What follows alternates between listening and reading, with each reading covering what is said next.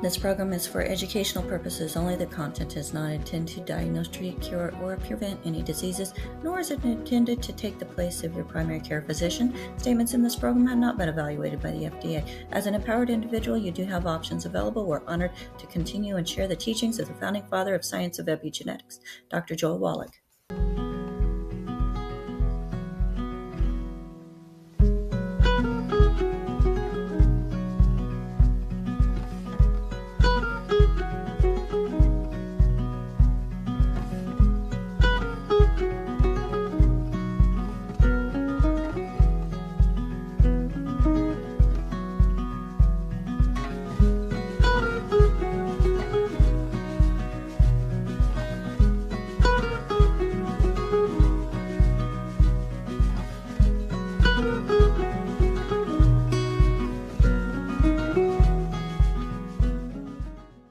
This program is for educational purposes only. The content is not intended to diagnose, treat, cure, or prevent any diseases, nor is it intended to take the place of your primary care physician. Statements in this program have not been evaluated by the FDA. As an empowered individual, you do have options available. We're honored to continue and share the teachings of the founding father of science of epigenetics, Dr. Joel Wallach.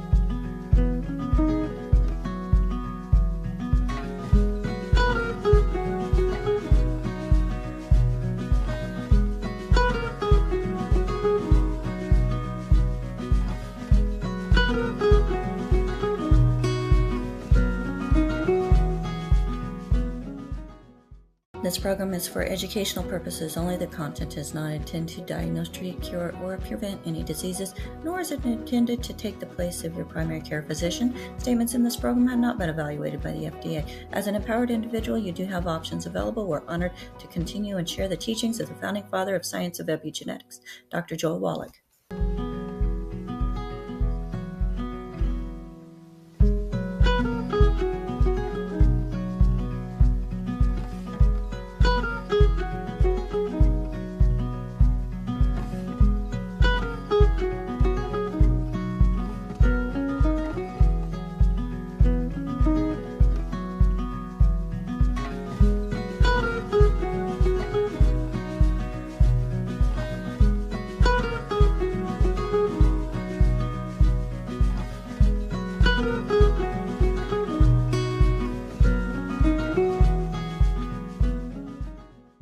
This program is for educational purposes only. The content is not intended to diagnose, treat, cure, or prevent any diseases, nor is it intended to take the place of your primary care physician. Statements in this program have not been evaluated by the FDA. As an empowered individual, you do have options available. We're honored to continue and share the teachings of the founding father of science of epigenetics, Dr. Joel Wallach.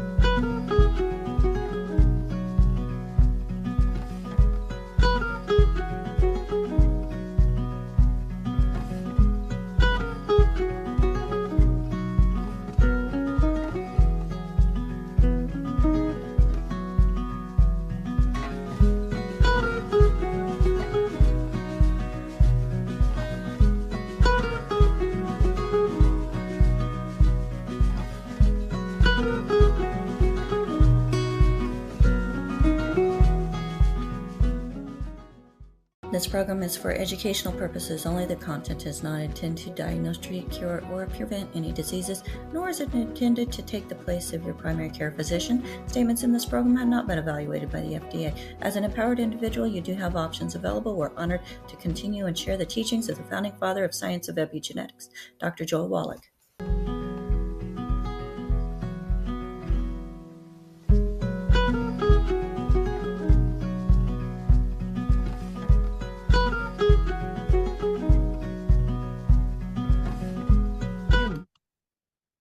Hello, everybody. Welcome to Daily with Doc and Becca. My name is Becca Dukes, and as the hostess and producer of the Daily with Doc show, I am excited to have you here with us, as this is just an indication that you are an individual who wants to be empowered. And today we have a program that is going to be speaking really close and near and dear to the hearts of those who have those little fur babies, feather babies, anything that is not a human baby, but it applies to them too.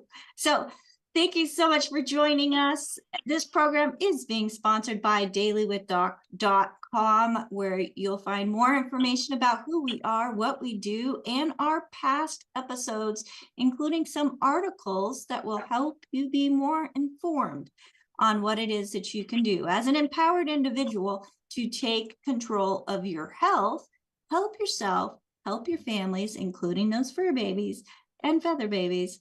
And as you're doing that and helping those in your community, together we are helping around the world create a better health journey. Well, today we have a very special episode. This is part 2 of an episode here on Daily with Doc. And again, like I said, it's for those animal lovers, those pet parents out there. We are honored to welcome Dr. Judy Reynolds back, as she holds a PhD in nutrition from Texas A&M University, is a widely recognized as an authority in animal nutrition, mineral metabolism, and performance health. Throughout her career, she has served as an university educator, researcher, industry leader, including her role as lead equine nutritionist and technical manager at ADM. Dr. Rudy, I'm so sorry. We have a Dr. Rudy too that I was talking to last night. Dr. Reynolds has spent decades studying how nutrition impacts bone health, mineral balance, metabolism, and long-term vitality in animals. Her work has even helped establish feeding guidelines used around the world. She has delivered more than 250 educational presentations and over 175 articles helping animal owners and professionals better understand the powerful role of nutrition and how it plays in the health and well-being of the animals they love. And today we have a surprise guest, as Andrea Rickards will be joining us, and I'll tell you a little more about her in a moment. So folks, welcome again to Daily with Doc and Becca. If you were referred to this program specifically by somebody, make sure that you get back with them, as they cared enough about you to share this information, care enough about them to thank you for the information. As this program is a resource for an amazing community, we want to make sure that we keep the integrity of our community and our programming and our resource strong. So they are your #1 contact when it comes to any information that is presented on this program.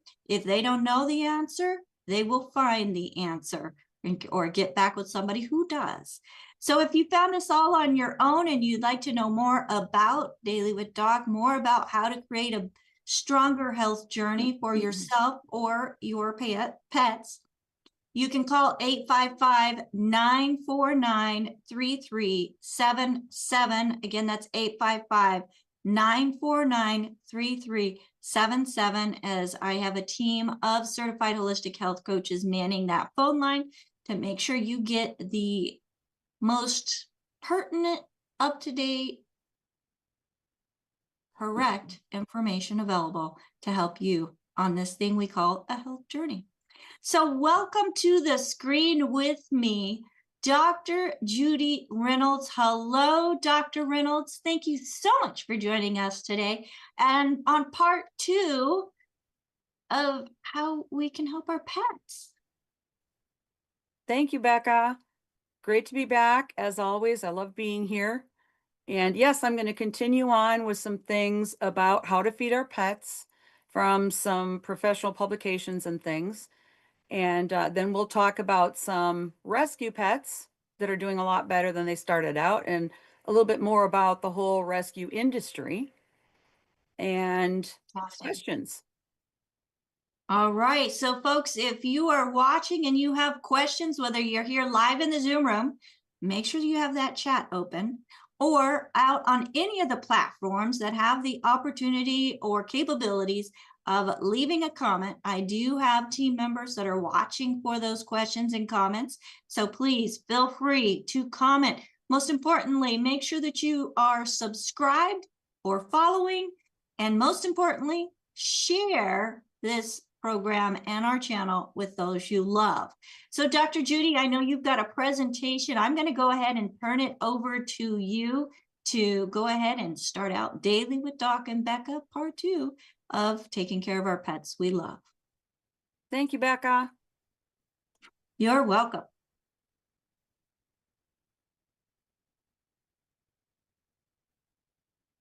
Okay, it looks like my slides want to work today, so we're happy about that. You never know. And here we go, part 2. So I've talked in the past, and Becca will tell you how you can go back and find those previous lectures that I've done. I call them lectures or talks or whatever makes sense.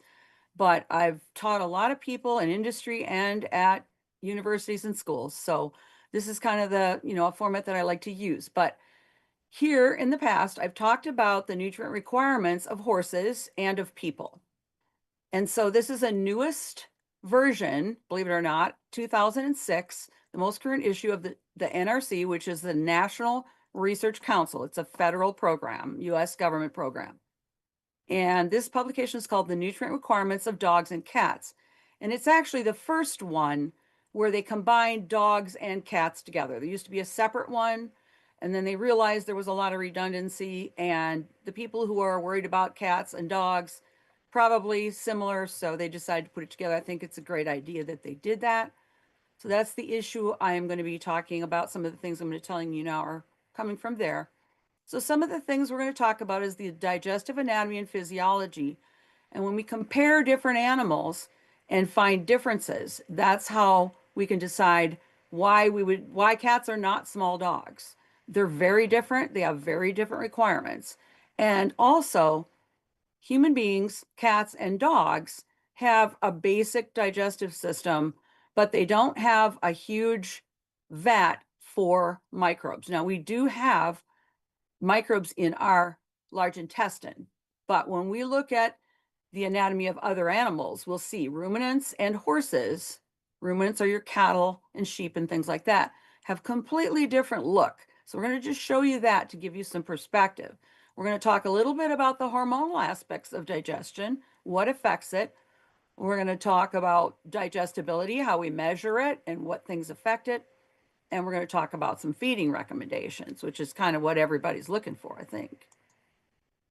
Okay, so some general feeding recommendations for cats and dogs. Clean, fresh water daily. And what that means, really, you don't want to just keep adding water. You want to clean out the bowl. If there was water left over, clean it out. Give them some fresh water each day. Makes it more palatable, makes them more likely to drink as much as they need to drink. The second one, a complete and balanced diet. That's the hard part.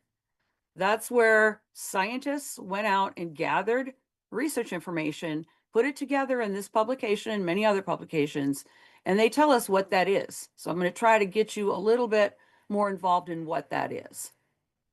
And then just a couple of comments. It says many pets can maintain body condition with free choice feeding.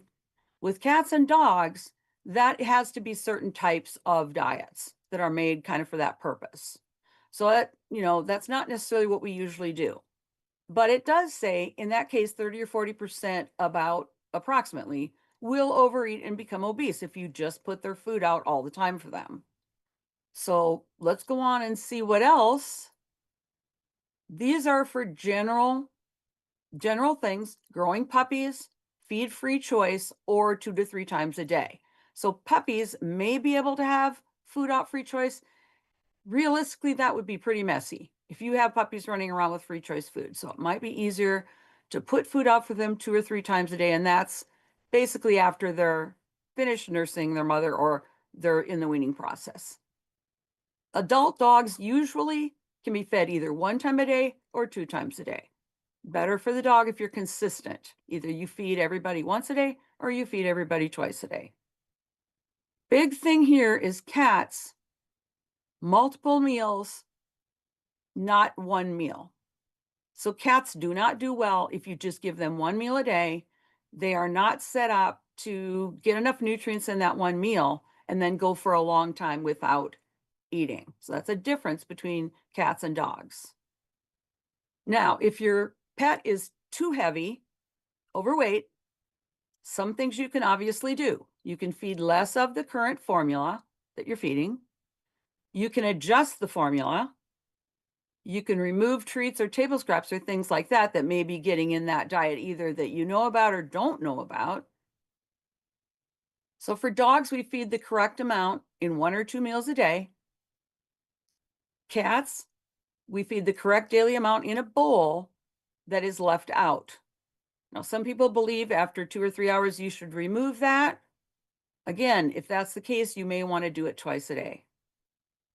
Okay, if your pet becomes overweight, we can reduce the energy density of that diet so they're eating the same amount of food, physically the same amount, the same weight, but there's not as much energy in that diet, so they don't tend to become overweight. We can reduce the palatability of the diet. In other words, have the diet not quite as appealing, although in my understanding of having dogs my whole life, I think once dogs get their food, for the most part, they're eating it. So I don't know how big of an issue that is.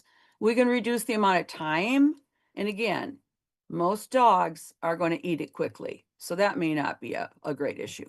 One of the problems we have with our pets is if they get to run on a farm, that type of situation, they're going to scavenge for, maybe even carcasses or things out there. And they're also going to go to the neighbors maybe and get some things. And this may affect the fact that they're overweight, that they're getting more food than you know they're getting. And again, check the family, make sure they understand that the dog has a specific diet and they can't just give them, especially little kids may love to feed the cat or the dog. And just a comment about table scraps. There are a lot of things that we eat that dogs should not eat. And I'm going to show you some of those things later on. But that's why whatever we didn't finish on our plate isn't good for the pets unless it's, there are certain circumstances. I love to buy my meats that I'm going to cook bone in. And therefore, I will have a bone for the dogs. And as far as people, I happen to like the meat that's closest to the bone. It seems to be the tenderest and best for me.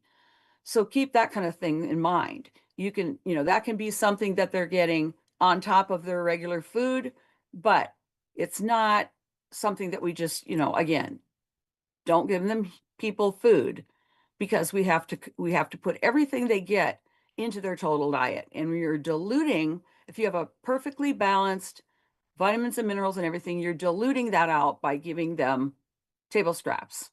Now, the basic philosophy that I believe in, and I think most of us here believe in, is that we want a basic, scientifically formulated formula diet for our pets. But then we also believe in the concept of that's meeting their basic needs, but we want to do a little better. And therefore, we have specific things that are for our pets, our cats and dogs, and also for humans that can be fed, such as capsules of omega-3 and 6 fatty acids.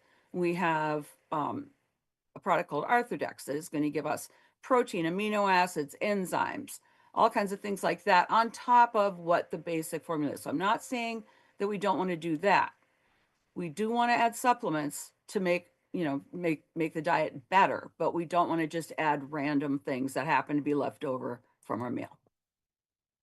Okay, so if a pet is underweight, is it an acute problem? Did something happen? Is it an injury, an illness? We're going to need a veterinarian to help diagnose that. I work with the nutrition. I work with veterinarians for care also, but we work together to try to do that. Now, if there's a chronic thing, we know of things like parasites, and we know of a lot of different chronic things that our pets can get that we want to work with that veterinarian to help. But we're the one that's looking up all the nutrition information. Other things you can do for an underweight pet is you can warm the food, and that's going to make it more appealing. they can smell it better if it's warmer. Also, we can add something. A recommendation was meat broth, but any other palatable thing that your pet likes. I routinely feed eggs to my pets because they are one of the two most complete foods. Milk and eggs for mammals are the two most complete foods. So maybe a pet that has lost some weight or has had an injury or an illness would gain weight easily just by adding an egg, or again, something that they like. Palatable just means they like to eat it. They're going to want to eat it.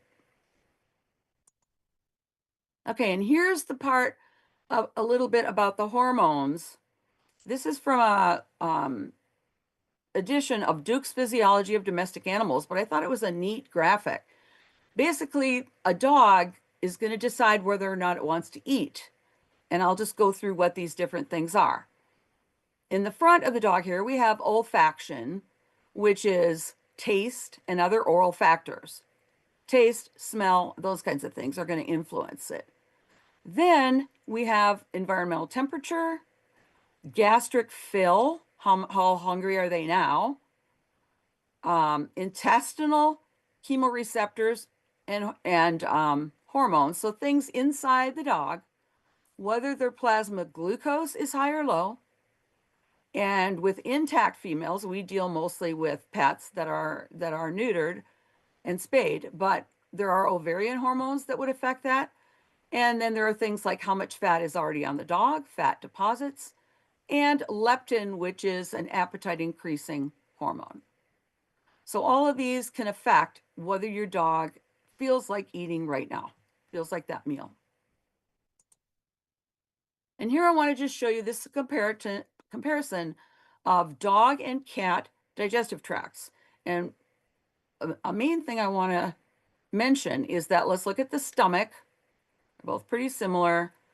And the small intestine, where most absorption of the food that they eat, pretty similar. Now here we have a dog that is similar size to the cat. So we didn't take a Great Dane and compare it to the cat here. We've got a similar sized dog, and we've got our, our weight here on each one to kind of show you. But you can notice that for the large intestine part of the dog here, or the dog here and the cat here, there's no big sac. There's no big, huge stomach like a ruminant, like a cow or sheep. And there's no big, huge digestive tract, mainly cecum and colon, like a horse has. So when people talk about giving a lot of fiber to a cat specifically, they can't handle much. And even dogs, we got to be careful, because a lot of people think, well, if fiber is good for me, maybe it's good for my dog. May not be the case, because it has to go through a different digestive tract. And then just for comparison, this is showing you a horse with a small stomach, small intestine, but then this whole thing here, this huge vat, is the cecum. That is the same anatomical structure as our appendix, our tiny little appendix, which doesn't do as much work in a human. And then they have the colon, and that's this back part here. Again, this is a huge vat, and we do, as humans, have a lot of bacteria in our colon also. But you can see the big difference here between the cat and dog and what this pony looks like. And here we have the ruminant, and in those animals, you have a 4-compartmented, really big stomach, and that's where all the bacteria are in these. This is a sheep, so it's smaller. I mean, if you were looking at a cow, the stomach would be a lot bigger.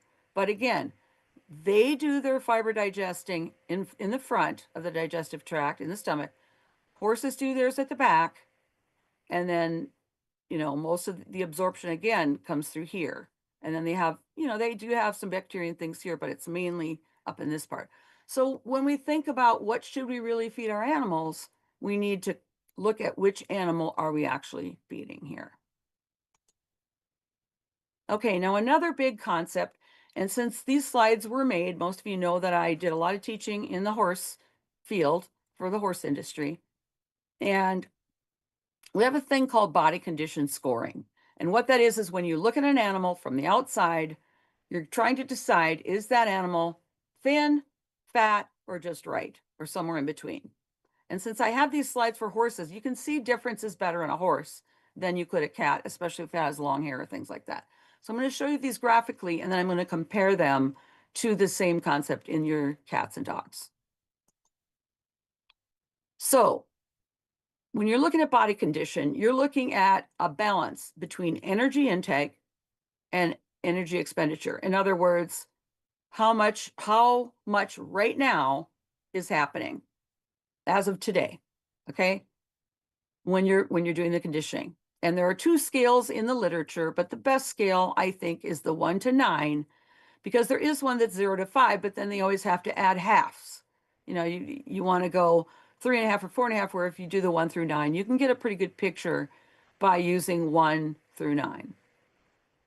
And most people recommend that 1 through 9 scale, both in the cat and dog field and in the horse's field. Okay, this system was developed by Don Henneke and his coworkers in 1983 at Texas A&M, which is where I went. I didn't start till 1990 there.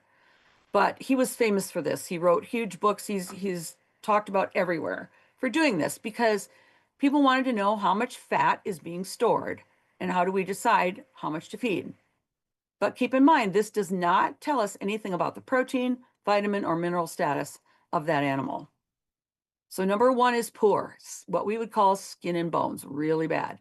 And number 9 is extremely fat, and that's usually in ponies. I think maybe in my life I've seen a couple of full-size horses that I would call a 9, but I've got a really good pony example for you here. Now, we do this because we need to know what they are, but why do we need to know that? Because we need to know what their body condition scores should be. With horses, it's generally considered that they have to be at least a 4 all the time. And mares can be up to a 7 because they can store body fat before they have foals. There's a misconception sometimes with horses that if they're a 7, they're too fat to have reproductive efficiency. That's not true in mares. It is true in cattle. You don't want your cows to be too fat. You would want them more on a scale like a beef cow of a 5 or a 6. So it's just a difference there.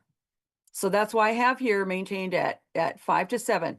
Even when horses are exercising, race horses and things, at the very fastest they can go, there's no advantage, even though they're lighter in weight, for them to be a 4 or lower, or 4.5, whatever, or lower, because then they don't have the hormonal and fat reserves and things that they need to exercise at their best. Also, every little bit of weight that's extra on a performance horse does slow them down. So it's a pretty fine balance on where they should be. Okay, so where do we measure this fat? How do we do it? Specific places for that scoring system are the tail head, which is right above the tail here. There would be a crease down the back. In other words, there would be a line down the back, and the fat and muscle will come up from their backbone if they're fat. If they're thin, the backbone would stick way up and the tissue would fall back down. And you'll see that in my pictures that are coming up. You can look along the withers, which is the shoulder, top of the shoulder here. You can look along the neck. You can look at the ribs, or the ribs, and right behind the shoulder. So those are all places we can look to test our body condition score. Okay, here we have a horse from a feeding trial. This horse had been abandoned and was a 1. And you can see here just very bony, hip socket sticking out, and just so that you understand that this can be fixed. This is a horse named Lucky from 1999, and here he is doing dressage at a body condition score of 6. So here he is a 1, here he is a 6. That's nice. This is that same horse when some weight had been put on him, and so he there looks like body score 2. But you can really see, you can see the ribs, you can see how their bone sticks up, the ribs stick out, the neck is really skinny. So when he was on the mend. Now this is another horse from a feeding trial. And this horse, you can see the ribs very clearly. You can see that the neck dips way down past the withers. You can see bones, but not as emaciated, obviously, as the previous ones. Here's a 4 where you're about to start seeing not seeing much for ribs, but still doesn't look quite as have as much fat as we'd like. This is what we call a 5 because you don't see ribs and you don't see skinniness. This horse has a high withers, but you don't see the drop here. You see kind of a flatness across the top line. And now we're getting to a 6, and this was the same horse that was our body condition 3. Same horse, feeding trial, and here we're calling that horse a 6. And that's an older horse. That horse is in her 20s. And this, we're looking at a brood mare and her foal, and really, we don't do a lot of body conditioning on foals, but that foal's in pretty good shape, and so is mom. So after nursing a big foal like that, she's doing pretty well. She's well fed. So that's a 7. Here we have an 8, and again, it's a little iffy. You can see it. You can see that the bone is down and the flesh comes up above in both cases. You can see extra padding here and here.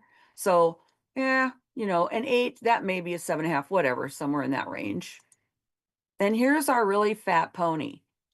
Body condition score 9. So you can see that's not healthy. You see how it's just rolly. I mean, there's bumps in fat and all this. So again, the purpose of this is when we take an animal in, or whenever we're responsible for feeding an animal, we know they can be thin or heavy, and we know what the best scores are. Now, this you're not going to be able to read because it's just from a book, but it's got the same concept for body condition scoring. This is from 1997, and it's the same basic concept. For dogs, with a number 1, the ribs, lumbar vertebrae, pelvic bones, and all the bony prominences are evident from a distance. And as we get here, ideal, number 5, you can feel the ribs easily without a bunch of fat over them, but you can't see them just from looking at them.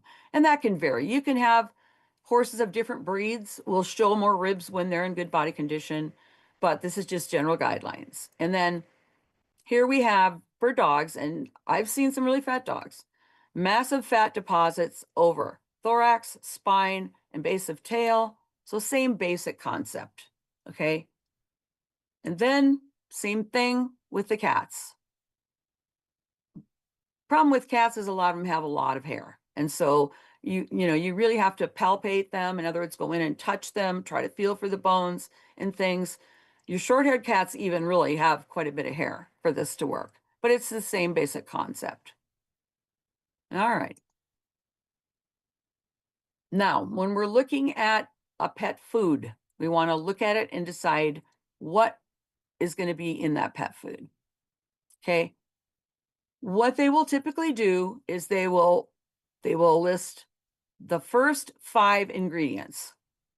Okay. And then there's going to be a whole bunch of other ones. All the vitamins and minerals and things are going to be added. But to compare one pet food to another, look at the first 5 ingredients, and then you refer to the AAFCO, or Association of American Feed Control Officials, which I talked about in the first version, part 1 of this.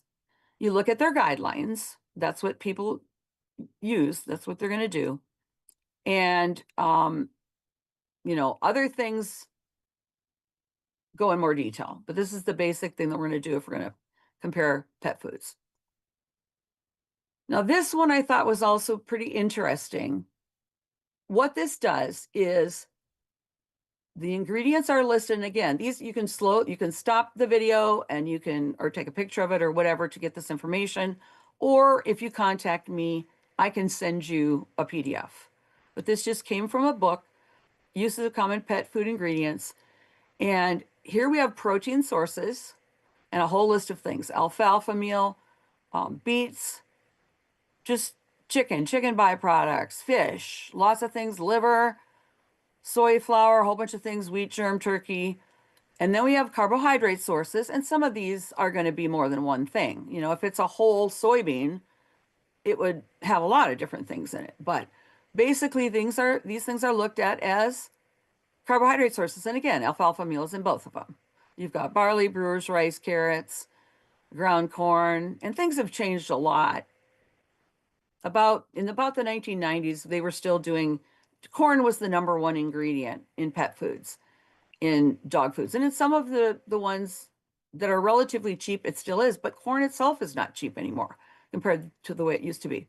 So for fat sources, we have animal fat, we have tallow, chicken fat, we have chicken byproducts, fish oil, flax oil, just, you know, poultry byproducts. In fiber sources, again, alfalfa meal, that does 3 out of 4, doesn't have much fat. You can use apple pomace, you can use oat bran, peanut hulls. Don't recommend that at all for horses. We don't want peanut hulls because peanuts grow underground, they collect mold. The aflatoxin will literally kill horses. So no peanut hulls for horses, in my humble opinion.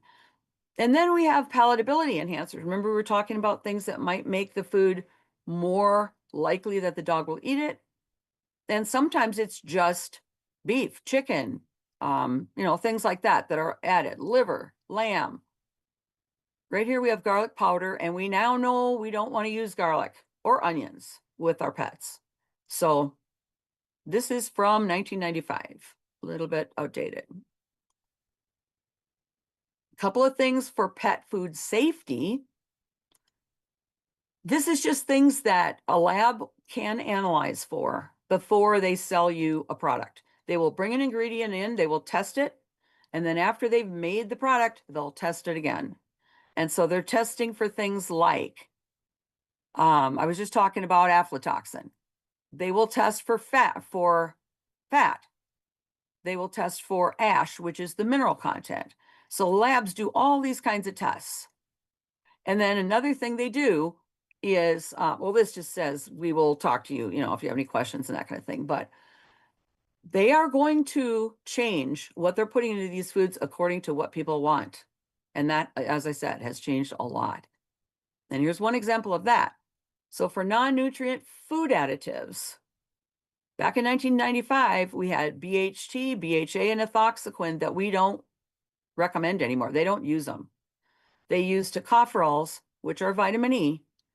And I did a bunch of work with vitamin E, and it's the only nutrient or vitamin that also is a natural preservative. So it's an amazing thing, and we're glad that we're able to do that now.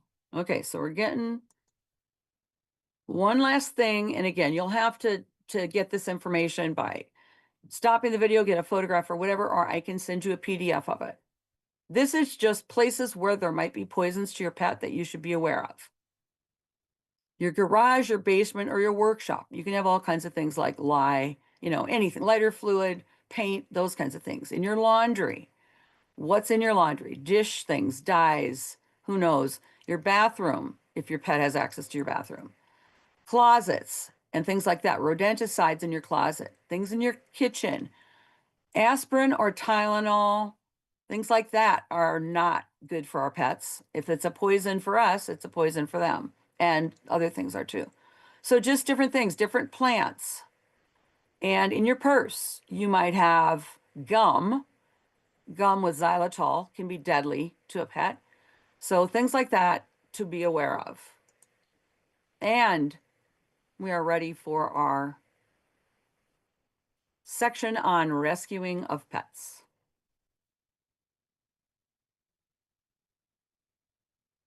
Thank you so much, Dr. Judy, for that informative session of today's Daily with Doc show. You know, it was really, a couple of things really caught my attention is the difference in the whole digestive system with the different animals, from small cats all the way up to the pony, and the difference between the pony and the sheep.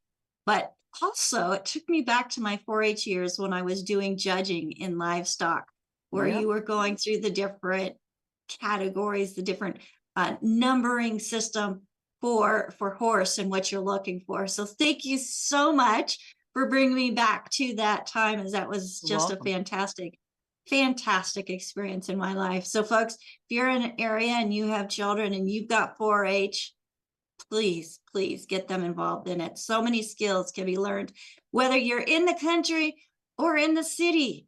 There's things that 4-H offers that schools do not. So that was a whole nother education for me. Well, now I'm excited as we are going to bring to the screen with us Andrea Rickards. She is the president and founder of 3C's Rescue Ranch in Columbia, Missouri, a sanctuary dedicated to rescuing, habilitating, and helping rehome animals who have found themselves in difficult situations. So through her work at the ranch, Andrea provides a safe place for animals to heal while working tirelessly to give them a second chance at life with loving families. Her mission is rooted in compassion, stewardship, and deep commitment to the well-being of animals, stepping in to help those that have been abandoned, neglected, or simply need a place to recover and be cared for. So, Andrea, thank you so much for joining us. And folks, not only is she the president and founder of the 3C's Rescue, she is also the daughter of Dr. Judy Reynolds. So you can see a little bit of resemblance there. And it is exciting that the apple has not fallen too far from the tree here as we bring this dynamic duo where Dr. Judy is helping her. And as you can see, Andrea has one of those coveted t-shirts as being a certified holistic health coach as well. So both Dr. Judy and Andrea are graduates of the Institute of Holistic Health. And folks, if you'd like more information, you can go to coach.dailywithdoc.com to get information about the Certified Holistic Health Coach course. So Andrea, welcome to Daily with Doc and Becca. I am so excited to have you and your mom on with us. And I'm just going to turn it over to the two of you to share more about what you do and how you have incorporated the longevity nutrition into your system.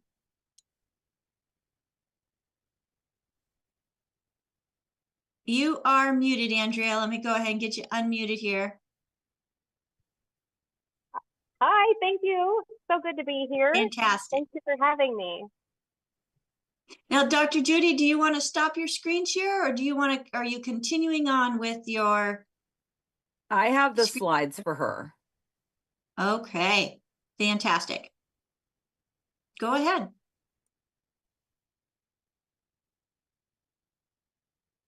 Now you're muted, Dr. Judy. So Andrea is going to take over and I'm just going to turn the slides for her.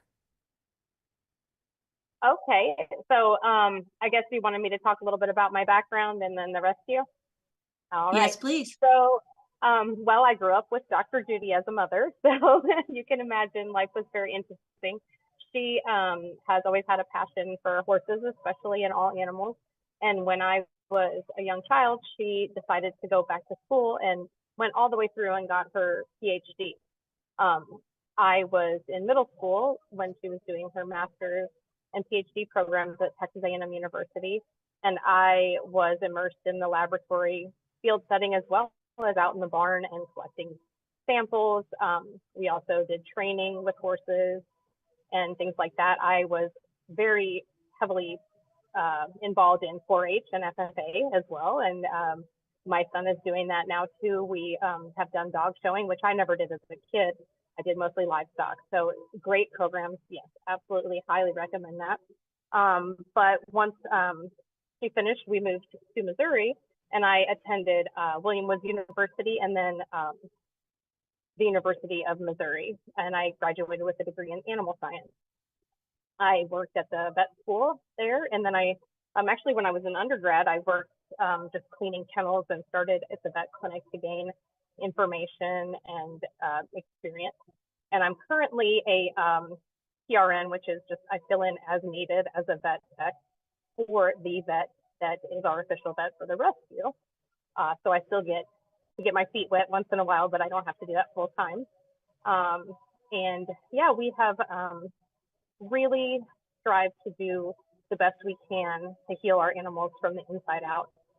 There's a lot of behavioral things that we have to do. There's some training things, but you'll find, just like with people, that if animals are getting a subpar diet and are lacking in nutrients and vitamins, it doesn't matter how much training you put into them, they won't be able to think and function correctly. So the diet is just extremely important. So I have been actively rescuing full-time fostering since 1998. Prior to that, I was still doing part-time fostering. And then we were with a local rescue for quite a while, and then ended up branching off because there was just such a great need, and founding our own rescue about 4 years ago. So it's just been quite a journey. So yeah, that's a little bit about me. Where did you want to go next with this? Okay, I guess start out with Sassy, and we'll just go through these pet things, and then we can just see if there are questions about what life is like at the rescue. Yeah, so Sassy is quite a unique little individual. So with, I guess I'm assuming that there's a huge component at the breeding facilities, depending on the nutrients provided to the breeding mothers or the bitches in the kennels, that if they're deprived or lacking certain nutrients, the puppies can't always develop correctly. And sometimes they feed quality foods, approved foods, but over time, each food is kind of at the minimum level to sustain life. So they could end up being deprived of certain nutrients, or it's possible they just aren't being fed as well too. But in her situation, her and the sibling were both born with cleft palates. And it was very, very severe, to the point that it's not possible to nurse. They have a hole in their upper palate going all the way up into the sinus passages. She also has a cleft lip, which is just a separation in the front of her mouth, is not developed normally either. So we actually got her at 2 days of age, and had to do, she was at the vet clinic from there till then, and then the vet called us to take her. So she was given a special nipple, where we actually started her really early with the liquid minerals, in addition to the formula for puppies. And then we got her through that hard part, touch and go, but they have such a risk of aspirating and inhaling the liquid. So you have to very, very carefully feed them. The biggest challenge was doing the research to find out how to transition her to eating solid food, because as many people may know, puppies usually transition to kind of a mushy wet food mixed with water or milk. And that would be completely impossible for her to safely eat. So I did a bunch of research online and found out that you can take that mash. We added Arthrodex, we added extra glucose gel, I think it is, and then the EFAs, we opened the capsules and put those in, made a slurry, and then we added gelatin to it. So the gelatin, we just laid it out in trays and did little flat, like pretty thin areas, and then we cut it into cubes and poked it down her throat, kind of like a little bird or something. That way, the little cubes were soft enough that she could just swallow them down, and we were able to get her to learn to eat like that. And now she just takes her little pieces of dry food and eats them like that. So, but that way, also it's difficult right now. We have to make little cubes to get her vitamins and minerals, because we can't really top dress her food with anything liquid or powdery, because she could inhale that through her mouth, literally. So, but yeah, she is now over 6 months old and just doing amazing. She was a bottle baby that we took everywhere. So she's kind of become our mascot at this point, because she's still really small. And we're trying to fundraise to do the surgery to fix that palate, but it is extremely expensive and it doesn't have the highest success rate. So we're seeing improvements as she grows with the nutrients being available. So kind of uncharted territory for someone, or for a puppy like this, to get these nutrients at this age group after they already have the problem. So we're trying to see what we can get to heal naturally and go from there.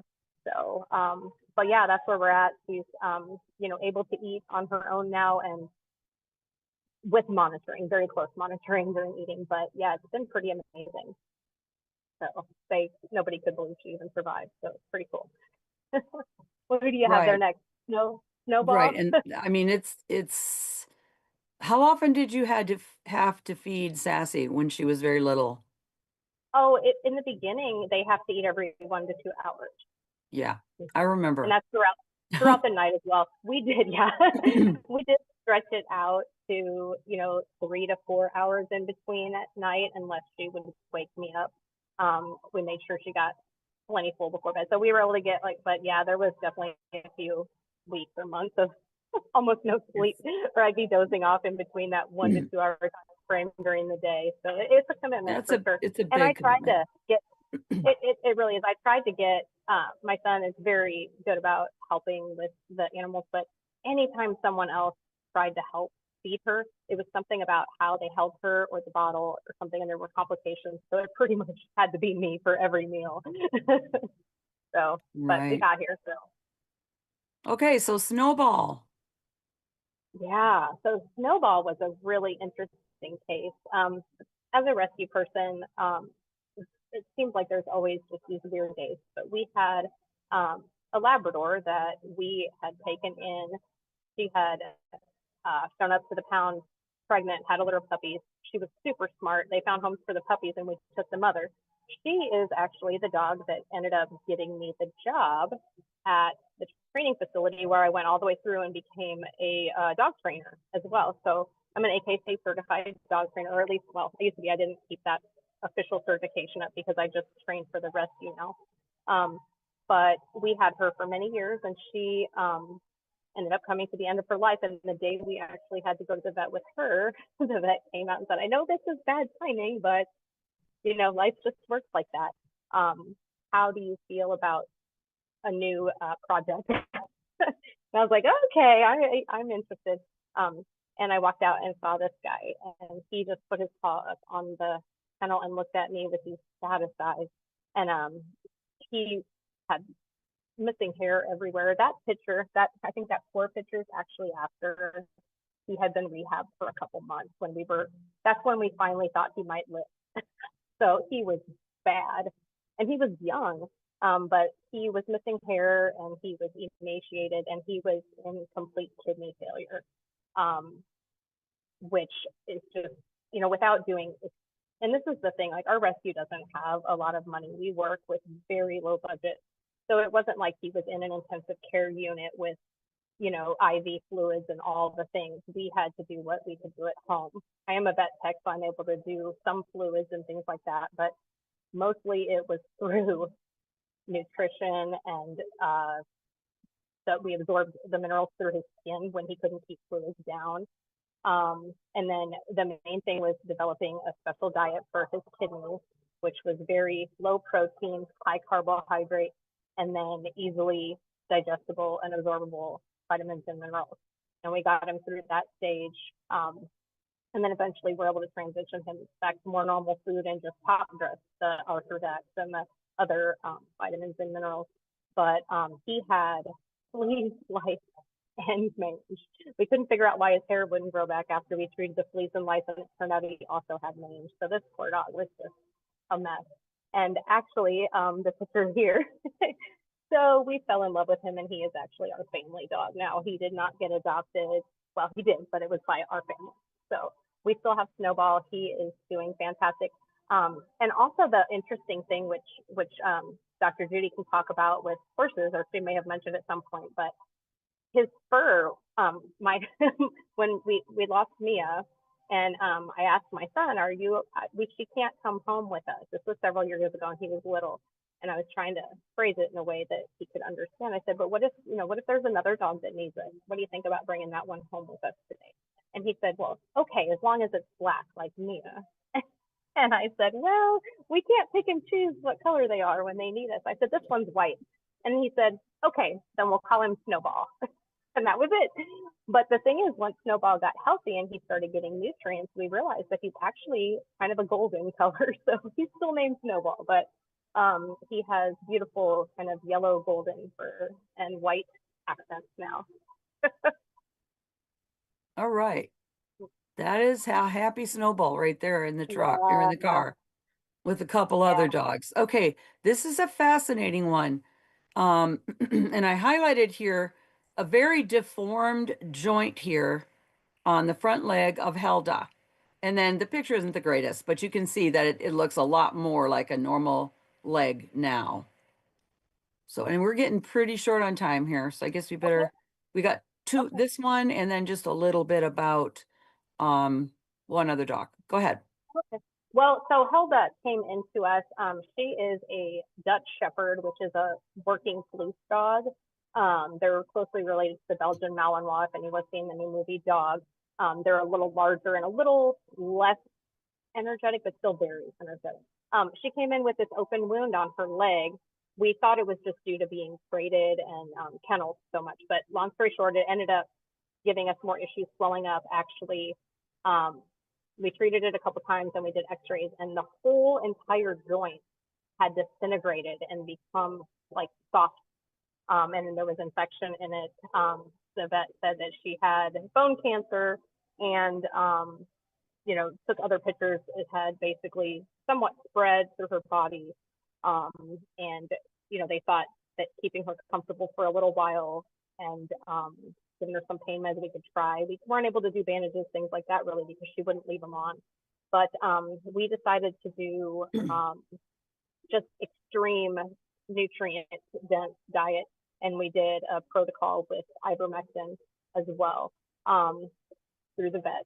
So we did Arthrodex, glucogel, Osteo-fx, the same people version, just powdered, did that. We did eggs and rice bran, and then the essential fatty acids with her, and just poured the nutrients to her. We also did around the joint, because we were trying to get that to heal, we did colloidal silver and the liquid plant-derived minerals. I literally could not believe her recovery. The joint was so deteriorated that she wasn't using it, and it had disintegrated to the point where her leg was actually facing the other direction. It has solidified, the joint healed into solid bone, and she can run and play without pain now. It's just wild. There's really not much, I don't know how to explain it. Our vet just said, okay, that's great. I don't know how you did it, but good job, you know? So there are amazing things that can be done. It doesn't, you know, I can't say that it's always going to work, but there are things to try, even when it seems just like there's no hope. So. Right. That was, I mean, both Snowball and Helda are just amazing. Yeah, Helda was also in kidney failure. I forgot to mention that she was. So we did the same kind of nutritive protocol to heal her kidneys that we did with Snowball, because I already had experience with that. But she was, her kidney values weren't quite as bad as Snowball, but they were definitely in failure. Yeah. Okay, real quick about Penny. Oh, yeah. Okay.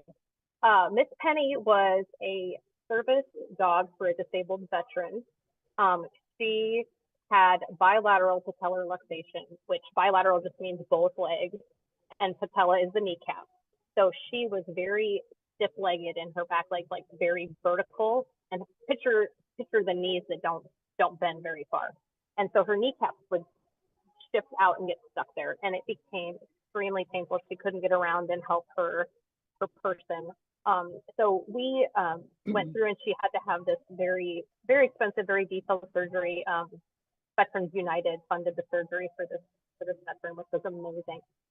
But they had a protocol of doing all the different pain meds, the different management meds, and then they suggested certain nutrients. And of course, I said, "Oh, we got that covered. No, thank you." You know. And he said, "Well, we really need her to be on the nutrients." So I said, "I'm telling you, we have that covered." So we did the surgery. We gave her Arthrodex, the same similar stuff that we did with the Osteo-fx. And the I can't remember the powder one, but we also did the EFAs for her and whatnot. And she had one leg done, and then we went back to do the surgery for the second leg. When they did the X-ray on the second leg, or I'm trying to think, the first leg, they went back and were doing x-rays. They actually had to go back and double check because they could not believe how well healed the most recent one was. They thought they must have done the older surgery. Like he said, he'd never seen bones go back in that solid and that healthy before. And of course, he's an orthopedic surgeon. This is his specialty. So he said, whatever you're doing, keep doing it. I've never seen an animal heal like this. And she has just done amazing. It's a very, very detailed, complicated surgery that can usually take months to recover. And she was able to get back to work safely sooner and just heal with the longevity that we hope to have in valuable service animals like that. So it was really an amazing thing that we were able to do for her and her owner. Right. So Becca, I'll let you go ahead and do questions. Looks like we have a few questions, but thanks, Andrea. Yes. Great job. Yeah. Yes, thank you so much, Andrea. And yes, we do have some questions. So let's see if we can get some rapid fire in here. Phyllis, go ahead and unmute with the first question. Hello, Dr. Judy. Hi. We have a question from Bam Bam on YouTube. Has a cat with a non-cancerous lipoma. The cat is taking Arthrodex, and Bam Bam is also looking for food with L-carnitine, having a little trouble finding that. Okay. What we do if we're gonna help someone with a pet like that, we need to get back with them, you get a little more information, and then we can go through and do a whole protocol. So I'll just say the best way to get a hold of us now is to email me at drjudyreynolds@gmail.com, and then in the subject line put DWD and then provide the information. Okay? Because it's, there's lots of issues to go There's through. factors. So Yeah. Sounds good, Dr. Judy. Thank you. I will move over to Keely. All right, thank you so much. And Keely, please unmute. Hey, Dr. Judy, glad to have you. Thank you. I have a question, I think, and a comment. We had 2 English bulldogs. One was 100 pounds, died at 6 years of age. The second one, we decided to do everything holistic other than the breeder's original shots. He lived for 16 years, but he was more of a holistic dog. I guess my comment would be, is the vet that made the recommendation for the first bulldog, it's the food, which was really the difference between shortening a life and elongating a life. Because with the second English bulldog, what we did was acupuncture, chiropractic, and everything, and actually proved to the veterinarian. So how much education do veterinarians have on the nutrition of feeding these type of animals? Oh, that's a great question, isn't it, Andrea? Oh, yeah. A typical veterinary curriculum has 0 nutrition. Oh, dear God. As an undergraduate, they take usually 1 general animal science course, which I was the teaching assistant for at Texas A&M, a class of 300 people. And they were not all veterinarians, but because all the animal science people take that course too. But as an undergrad, they may have gotten 1 3-hour course in nutrition, and that's it. So again, it's a complete separation of nutrition from both medical and veterinary curricula. So that's the big issue. Yeah, that's the big issue. People don't realize that there is another option. And Well, because after losing that first one, we realized, I said, let's just take a look at it. And then when we started to take a look at all of the compounds that were in there, I thought, this is junk. How do you make this determination? Trying to find it for yourself. So if the other question would be that, how do you make a determination to what percentage of like protein versus carbs that you give an animal based on weight? Is there like a formula or something like that? Or is that part of the protocol that you would have to create? Right. Well, the books, what happens with the guidelines from NRC for each animal and the same ones, RDAs and stuff for people, is that they go through the research. Each person has looked at a certain topic, like maybe 1 mineral or 1 type of energy or something. They gather all that information. They have these massive books And they have these charts, and it says, you know, for the age, the breed, the weight, the workload, if they're pregnant or lactating, all these different factors. And then they'll say, you need to, in other words, to stay alive, bare minimum, you need a certain amount of protein, certain amount of fat, certain amount of this. And those are the guidelines.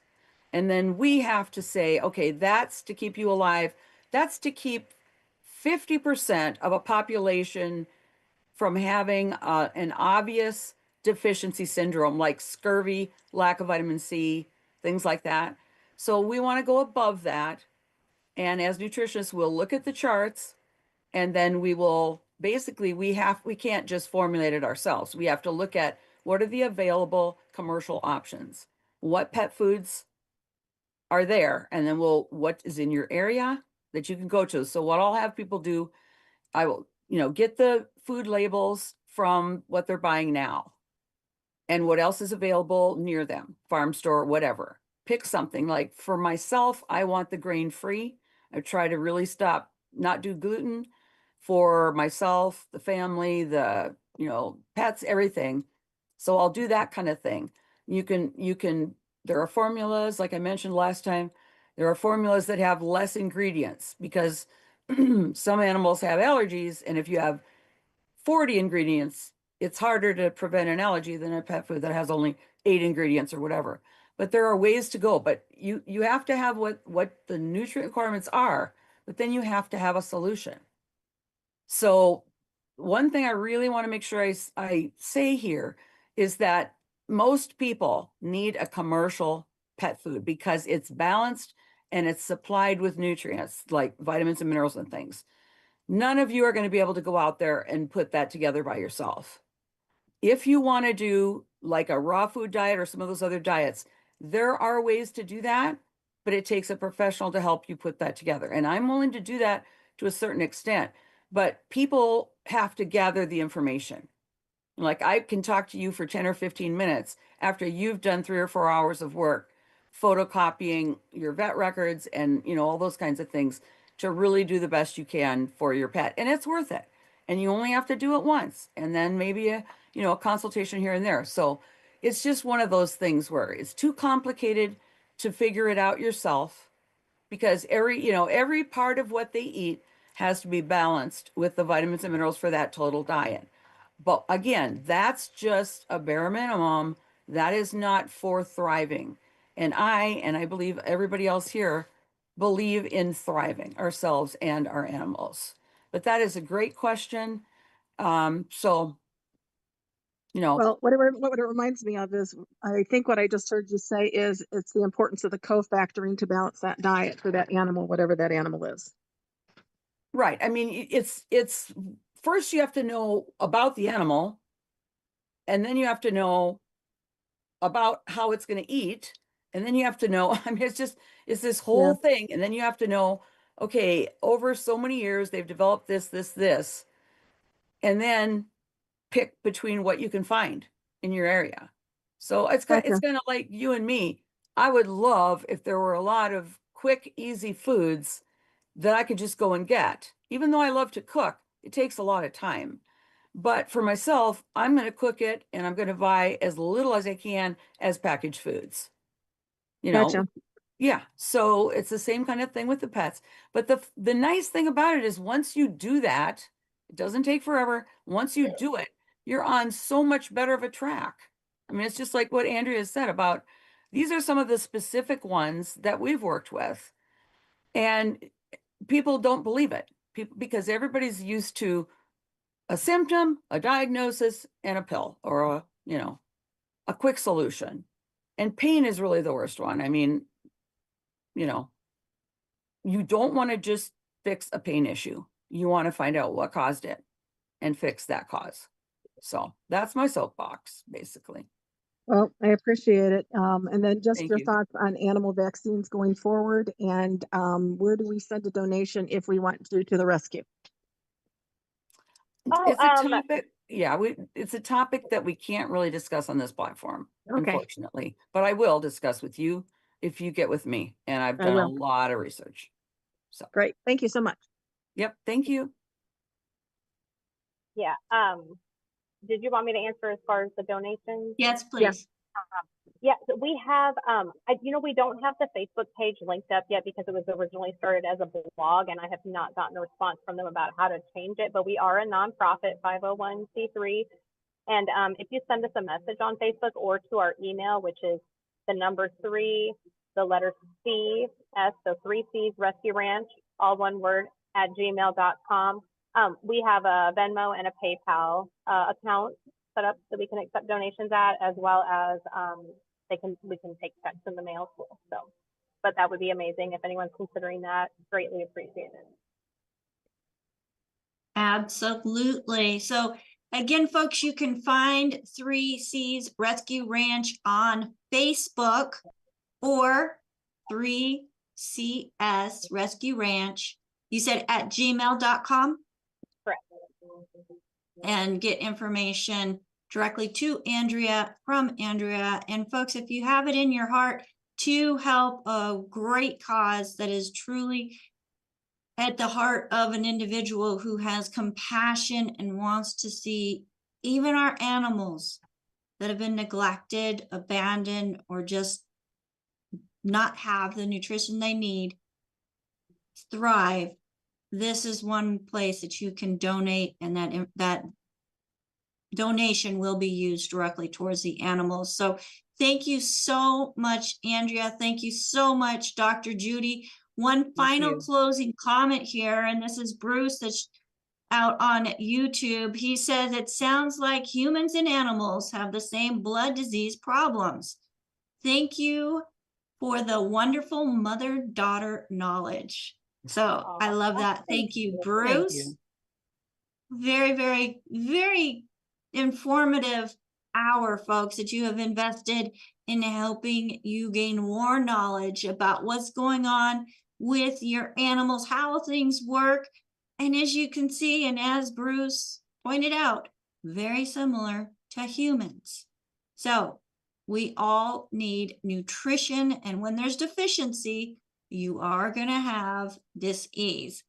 If I could have on the screen with us our co-hosts, I want to do a special shout out and thank you to everyone that you see on this screen. Come on, one more right now. As we could not do this without them, it is my honor and privilege to serve side by side with each of these individuals, as they are certified holistic health coaches, and they are what helps make Daily with Doc and Becca a broadcast that is heard around the world. So again, thank you, Dr. Judy and Andrea, for coming on with us. We also have my executive production manager, Ruth Ellen Sanchez. We have the pioneer in broadcasting who has helped Dr. Wallach get on the radio, her and her husband, Phyllis and her husband, Andy, I should say, who have been very instrumental for almost 30 years now, folks. We also have Mary, who did a fantastic job as understudy for Marilyn, and Albert letting people in, joining us from South Africa, and AJ, who is our digital marketing director, helping us get on the internet and the airwaves and all the different apps and platforms where people are going to listen and watch. So folks, make sure that you subscribe. You can go to our website, also subscribe to our email list so that you get notifications as to when we're going live, what we are going live about, and also information about past episodes. Again, that's dailywithdoc.com. And to find out more information, again, about the Certified Holistic Health Coach course, coach, COACH, dailywithdoc.com. My name is Becca Dukes, as a certified holistic health coach myself, and the director of student services for the Institute of Holistic Health and certified naturopathic practitioner. It is my goal and mission to make sure people understand and hear and see that they are an empowered individual who, because of Dr. Wallach's research, as being one of the founding fathers of the science of epigenetics, there are no genetically transmitted disease. It's nutritional, folks, and there's something you can do about it, and we're here to help. So again, thank you so much for joining us. If you'd like to speak with a coach, get back with the person that shared this program with you. And if there's no one to thank, 855-949-3377. So until next time, bye for now. Thank you, everybody.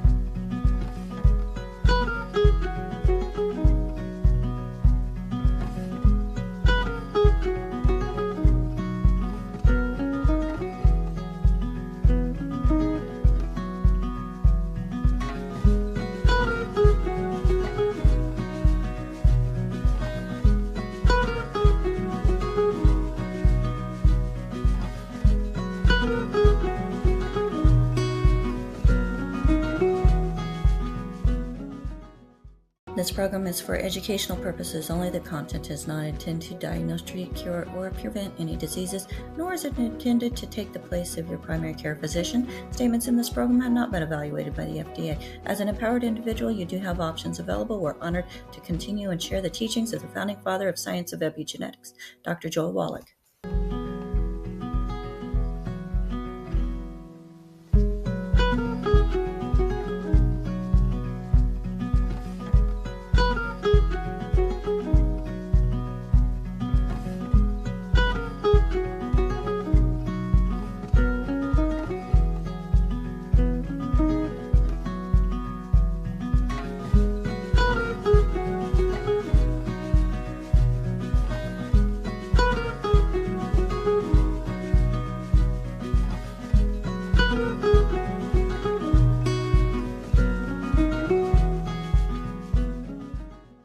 This program is for educational purposes only. The content is not intended to diagnose, treat, cure, or prevent any diseases, nor is it intended to take the place of your primary care physician. Statements in this program have not been evaluated by the FDA. As an empowered individual, you do have options available. We're honored to continue and share the teachings of the founding father of science of epigenetics, Dr. Joel Wallach.